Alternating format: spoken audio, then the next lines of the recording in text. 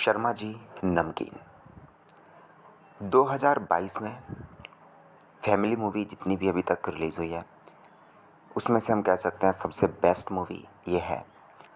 Amazon prime पे आपको ये देखने को मिलेगी। मैंने ये मूवी देख ली है, इस वीडियो में रिव्यू करेंगे। तो इसी तरह से अगर आपको लेटेस्ट मूवीज़ के रिव्यूज़ चाहिए तो आप ज़रूर चैनल को सब्सक्राइब करें। शर्मा जी नमकीन की बात करूँ तो हमें परेश रावल और यहाँ पे मिक्स कैरेक्टर ऋषि कपूर जी के साथ देखने को मिलेंगे। यानी कि कभी आपको दिखेगा कि स्क्रीन पे परेश रावल जी है, कभी ऋषि कपूर जी। ये इसलिए होता है क्योंकि आपको पता है ऋषि कपूर जी का देहांत जब हुआ उसके बाद भी इसकी जो है कुछ शूटिंग होनी बाकी थी, तो इसीलिए आपको बीच बीच में जो है परेश रावल जी के सीन भी दिखाई देंगे। तो यहाँ पे परेश रावल ब्रिज गोपाल शर्मा के कैरेक्टर में दिखाई देंगे। एक फैमिली स्टोरी है जिसमें सुहेल इनके बेटे का किरदार निभा रहे हैं संदीप शर्मा, जो कि एक अच्छी खासी कंपनी में है, बड़े पोस्ट पे है। और वहीं अगर हम बात करें तो यहाँ पे ये भी देखने को मिलता है कि किस तरह से परेश रावल रिटायर हो चुके हैं और वो एक अच्छी जॉब में थे। वहाँ से वो रिटायरमेंट के 2 साल पहले ही कंपनी से जो है वो छोड़ कर के आ गए हैं। घर में वेले बैठे हुए हैं, तो कुछ ना कुछ उनको टाइम पास करने के लिए चाहिए।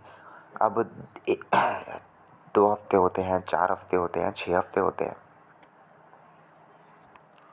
लेकिन ब्रिज गोपाल शर्मा यानी कि परेश रावल और ऋषि कपूर जी का जो कैरेक्टर है उनको चाहिए कि भाई अब टाइम कैसे पास करें, ऐसे तो पूरी ज़िंदगी नहीं रह सकते घर में बैठे बैठे। तो वो सोचते हैं कि कुछ ना कुछ तो नया करना है। कभी वो बिजनेस खोलने की तैयारी में लगते हैं और सोचते हैं कि चलिए थोड़ा कुछ नया किया जाए, बिजनेस किया जाए। तो कभी हमें देखने को मिलता है कि वो अ, एक और ही ख्यालों में चले जाते हैं। सोचते हैं कि भाई मैं जो है ना खाना बनाने का कुछ सोचता हूँ, खाना बनाने का स्टॉल खोलता हूँ। लेकिन इसी सोच के चक्कर में वो एक किटी पार्टी से जा कर के मिल जाते हैं और उनकी पार्टीज़ में जाते हैं और वहाँ पे खाना बनाते हैं। खाना लोगों को बहुत पसंद आने लगता है, उनकी डिमांड्स बढ़ने लगती है और जैसे जैसे उनकी डिमांड्स बढ़ने लगती है वो उनके फंक्शंस में यानी कि किटी पार्टी की जो कुछ लेडीज़ हैं उनके फंक्शन में वो जाने लगते हैं।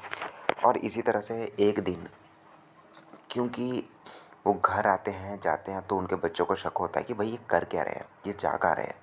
तो एक दिन जब पता चलता है कि वो ऐसे ही किसी किटी पार्टी में जाते हैं और वहाँ पे खाना बनाते हैं तो उनके बेटे को कुछ बहुत बुरा लगता है और वो उन्हें जो है उल्टा सीधा सुनाने लगता है।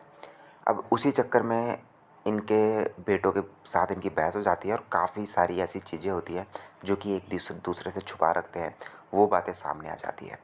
परेश रावल यानी कि आप कह सकते हैं ऋषि कपूर जी का जो कैरेक्टर है उनकी बात सामने आ जाती है कि वो किस तरह से बिना बताए किटी पार्टीज़ में जाते हैं और वहाँ पे खाना बनाते हैं। जो उनका बेटा है, एक बेटा, उनके बारे में बात सामने आ जाती है कि वो कॉलेज में जो है उनकी बैक लगी है, सप्ली आई है। और जो उनका बड़ा बेटा जो कि एक अच्छी कंपनी में जॉब करता है उसके बारे में सच्चाई बाहर आ जाती है कि वो जो उनकी कॉलीग है कंपनी में उनके साथ शादी करना चाहता है और उन्होंने उस चक्कर में जो है एक नया घर भी लिया है, लेकिन लेने की तैयारी में है। लेकिन उन्होंने उस घर के लिए जो टोकन अभी तक दिया है उसकी फ़ीस है 15 लाख रुपए। अब यहाँ से स्टोरी आगे बढ़ती है और सभी के सभी टेंशन में आ जाते हैं। अब वो टोकन के 15 लाख रुपए किस तरह से वसूलने हैं या फिर क्या वो वसूले जा सकते हैं, इस चक्कर में उन्हें क्या क्या थोड़ी बहुत परेशानियाँ देखने को भी मिलती हैं। और मेन इस मूवी से एक फैमिली वाइब्स आपको देखने को मिलेगी जो कि 100% आप कह सकते हैं कि ये 2022 की फैमिली मूवीज़ में बेस्ट मूवीज़ में से एक है। कुछ ही एक्टर्स मुझे काफ़ी ज़्यादा पसंद है जिनकी नेचुरल एक्टिंग जो है वो कमाल की है। परेश रावल जी इसमें किरदार निभा रहे हैं ऋषि कपूर जी का, तो उन्होंने जो एक्टिंग की है ना माइंड ब्लोइंग है। इरफान खान मेरे फेवरेट एक्टर हैं और उनके जैसी नेचुरल एक्टिंग करना आई थिंक किसी और के बस की बात है ही नहीं। लेकिन उनके करीब या फिर उनकी तरह कोई जो आपका दिल जीत जाता है तो वो है परेश रावल। उनकी एक्टिंग बहुत ही ज़्यादा नेचुरल है, बहुत ही ज़्यादा अमेजिंग है और आप जैसे ही उनको देखते हो ना आप उनके अंदर घुस जाते हो। आपको ऐसा लगता है कि वो एक्टिंग तो कर ही नहीं रहे, वो तो सिर्फ लाइफ जी रहे हैं। तो इसी तरह से परेश रावल दिखते हैं जिस तरह से कभी आपको इरफान खान की जो है उनकी एक मूवीज़ अगर आप देखोगे तो आपको एक ऐसा लगेगा कि मतलब फ्लॉलेस है। वो कोई एक एक्स्ट्रा एफर्ट नहीं लगा रहे, वो है ही ऐसे। वो एक रियल लाइफ में जिस तरह से बात करते हैं उसी तरह से उनकी एक्टिंग भी हमें नज़र आती है। शर्मा जी नमकीन को डायरेक्ट किया है हितेश भाटिया ने, और उन्होंने इस मूवी के डायरेक्शन में बेहतरीन काम किया है।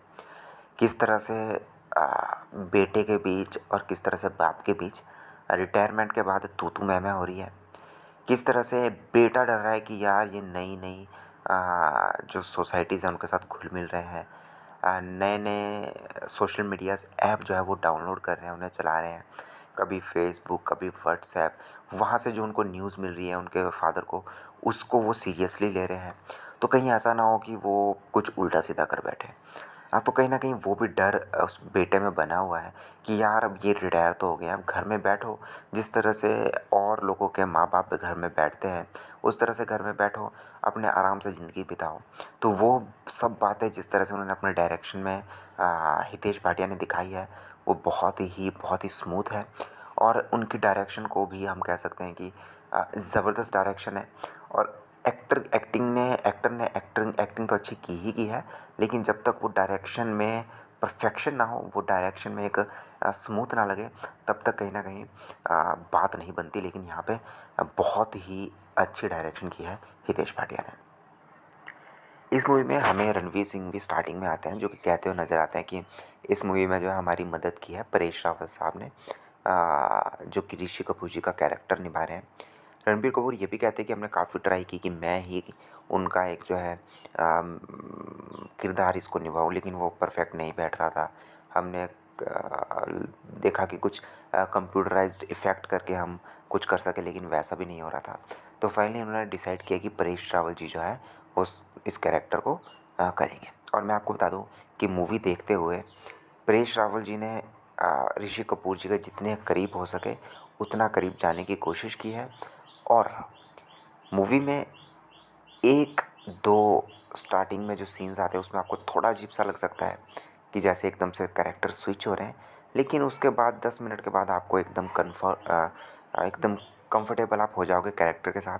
और जब भी हमें ऋषि कपूर साहब की शक्ल दिखेगी या फिर परेश रावल जी की शक्ल दिखेगी, तो ऑटोमेटिकली हमारा माइंड ये कहने लगेगा कि दोनों एक ही है। तो कहीं न कहीं इस बात को भी ये कन्वे करने में बहुत ही सही साबित होते हैं कि भाई भले ही इंसान दो हैं, अलग-अलग इंसान हैं, लेकिन जिस तरह से उन्होंने इसको दिखाया, परेश रावल साहब ने एक्टिंग की, जितना करीब हो सके उतना करीब वो ऋषि कपूर साहब के गए, और उन्होंने परफेक्टली इसको जो है मैच किया है और मूवी में आपको स्मूथ एक्सपीरियंस दिया है। तो ये तो बात माननी पड़ेगी।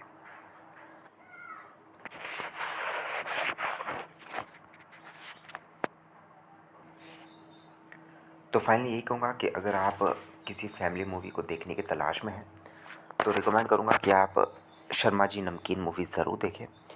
और ये मूवी आपके 2 घंटे जो है वो बिल्कुल वसूलेगी नहीं, आपको एक नया एक्सपीरियंस दे कर के जाएगी, एक फ्रेश एक्सपीरियंस दे कर के जाएगी, और आप यही कहोगे कि वाह! मज़ा आ गया। ये मूवी आपको कहीं न कहीं अपनी फैमिली की भी याद दिलाएगी, और ये भी याद दिलाएगी कि किस तरह से नोक-झोंक जो है वो होती रहती है अगर आप कहीं दूर रहते हैं फैमिली से। तो ये मूवी फैमिली उससे अगर आप देखेंगे, फैमिली मूवी देखने की तलाश में हैं, तो ये परफेक्ट मूवी होने वाली है। आपको ये रिव्यू कैसा लगा? क्या आप इससे सहमत करते हो, नहीं करते हो? ज़रूर कमेंट बॉक्स में लिखें। नेक्स्ट कौन सी मूवी का आपको रिव्यू जानना है, वो भी आप कमेंट बॉक्स में लिख के ज़रूर बताएँ। सब्सक्राइब करें, मिलते हैं नेक्स्ट वीडियो में। तब तक के लिए धन्यवाद।